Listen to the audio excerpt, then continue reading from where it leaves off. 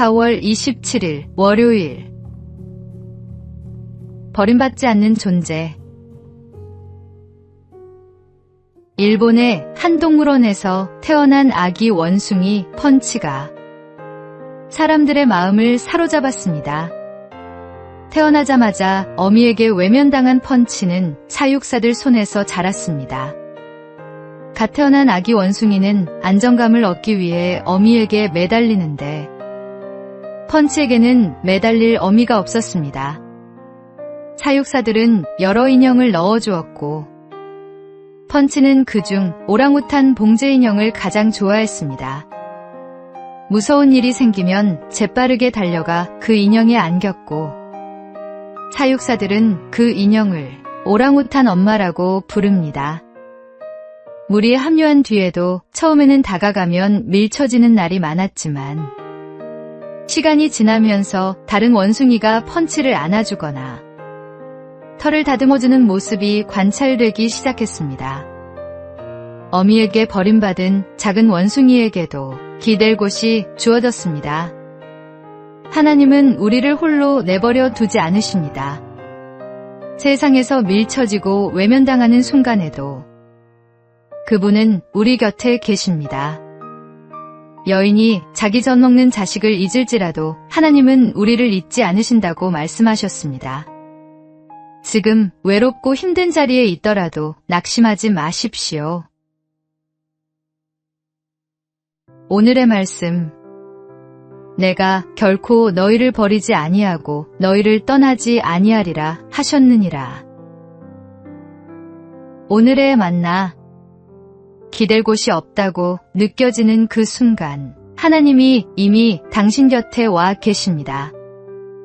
혼자가 아닙니다.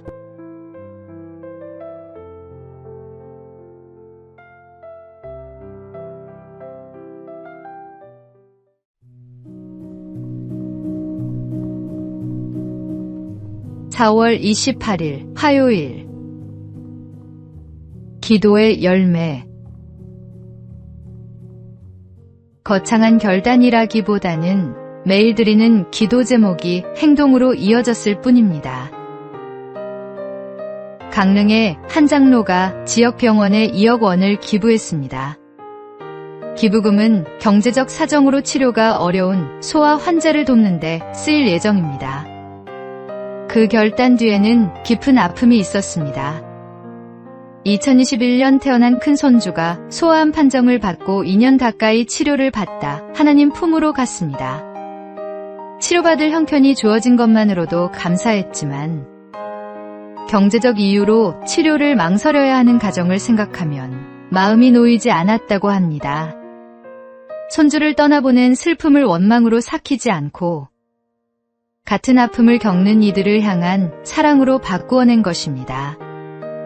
고통이 사람을 다치게도 하지만 이렇게 열리게도 합니다. 그는 교회와 장로라는 이름을 굳이 함께 밝혔습니다. 다른 성도들에게도 작은 도전이 되기를 바라는 마음에서였습니다. 이웃의 고통 앞에서 신앙이 무엇으로 응답해야 하는지 함께 고민했으면 합니다. 매일 아침 아내와 함께 드리는 예배에서 그는 기도합니다. 하나님의 사랑을 이 세상에 전하는 사람이 되게 해달라고 말입니다. 기도가 삶을 바꾸고 삶이 세상을 바꿉니다. 오늘의 말씀. 이와 같이 행함이 없는 믿음은 그 자체가 죽은 것이라. 오늘의 만나. 오늘 내 기도 제목이 삶 속에서 행동으로 이어지고 있는지 돌아보십시오.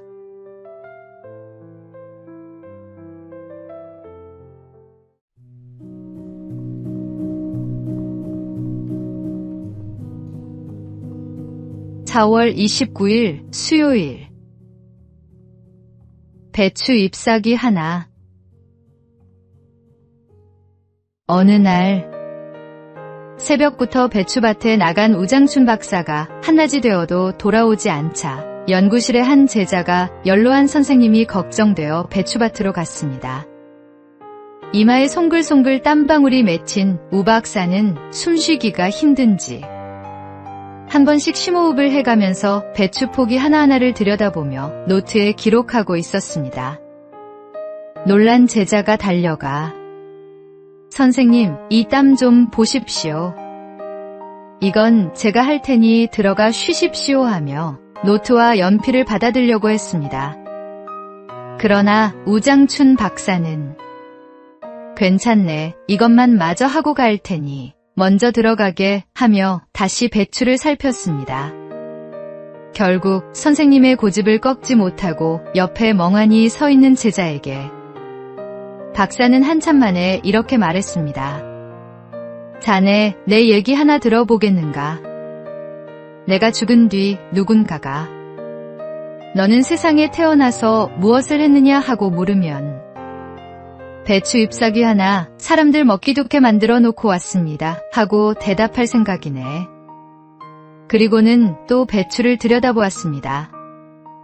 우 박사는 조국의 농업 근대화를 자신의 역사적 사명과 과제라고 생각했습니다. 그리고 조국을 너무도 사랑했기에 일본의 파격적인 예우를 거절하고 강제 추방당하면서 귀국했습니다. 하나님이 당신에게 묻습니다. 너는 무엇을 하고 있느냐? 오늘의 말씀. 오직 주께서 각 사람에게 나누어 주신 대로 하나님이 각 사람을 부르신 그대로 행하라. 내가 모든 교회에서 이와 같이 명하노라. 오늘의 만나. 하나님이 내게 맡기신 자리가 크든 작든 그 자리에서 끝까지 충실한 것이 곧 부르심에 응답하는 삶입니다.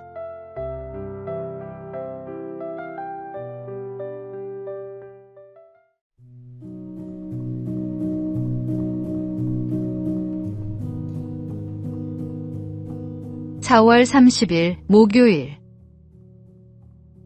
가장 중요한 준비. 부잣집에 어리석은 종이 한 명 있었습니다. 심성은 착했습니다. 하루는 주인이 그에게 지팡이를 주며 말했습니다. 너보다 더 어리석은 사람을 보면 이 지팡이를 주어라. 종은 수년이 지나도록 자신보다 어리석은 사람을 찾지 못했습니다. 세월이 흘러 주인이 중병에 걸렸습니다. 아무래도 이 세상을 떠날 것 같다. 종이 물었습니다. 무슨 준비를 할까요? 주인은 아무것도 필요 없다며 낙심만 했습니다. 그때 종이 지팡이를 꺼내 주인에게 건넸습니다. 짧은 여행을 가셔도 이것저것 준비하시더니 영영 못 돌아오는 길을 떠나면서 아무것도 준비하지 못하신 당신이 저보다 어리석습니다. 주인은 한동안 말이 없었습니다. 평생 영리하다 자부했던 자신이 정작 가장 중요한 것을 준비하지 못했다는 사실을 그제야 마주했기 때문입니다. 우리는 여행 한번 떠나면서도 꼼꼼히 짐을 쌉니다. 누구에게나 반드시 찾아오는 그날이 있습니다. 그런데 우리는 그 가장 중요한 준비를 가장 쉽게 미룹니다. 언젠가 우리 모두는 주님 앞에 서게 됩니다. 그날을 위한 준비는 거창한 결단이 아니라 오늘 하루를 주님 앞에서 어떻게 살았느냐에 달려 있습니다. 오늘의 말씀. 한 번 죽는 것은 사람에게 정해진 것이요 그 후에는 심판이 있으리니. 오늘의 만나. 오늘 내 삶이 영원을 향해 준비된 삶인지 돌아보십시오. 본향을 향한 발걸음이 흔들리지 않도록 주님께 붙들리십시오.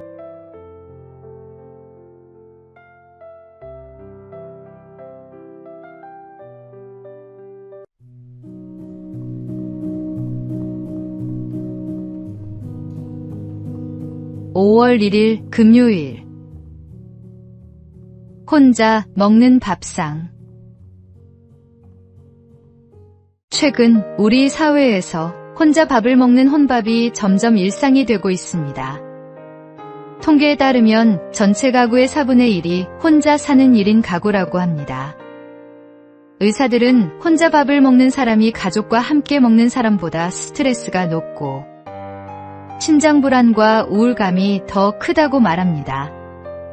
함께 먹으면 20분 걸리는 식사가 혼자 먹으면 15분 이내로 줄어듭니다. 급하게 먹으면 소화에도 부담이 되고 음식이 주는 기쁨도 반감됩니다. 무언가를 먹는 시간은 인간의 가장 기본적인 욕구를 채우는 행복한 순간입니다. 함께 먹는 자리에서는 마음이 열리고 몸에 정서적으로 유익한 호르몬이 생성되기도 합니다. 함께 식사하는 사람들 사이에 친밀감이 더 깊어지는 것도 바로 이 때문입니다. 예수님은 많은 이들과 함께 떡을 떼며 음식 나누기를 즐기셨습니다. 기도는 홀로 한적한 곳에서 하셨지만 식사는 늘 함께 하셨습니다. 어린이날, 어버이날, 스승의 날 등 갖가지 기념일로 채워진 5월은 함께 밥상을 나눌 기회가 많은 달입니다. 천천히 맛있게 먹으며 넉넉하게 대화하는 습관이 우리 가정과 사회를 한층 밝고 따뜻하게 만들어줄 것입니다. 오늘의 말씀.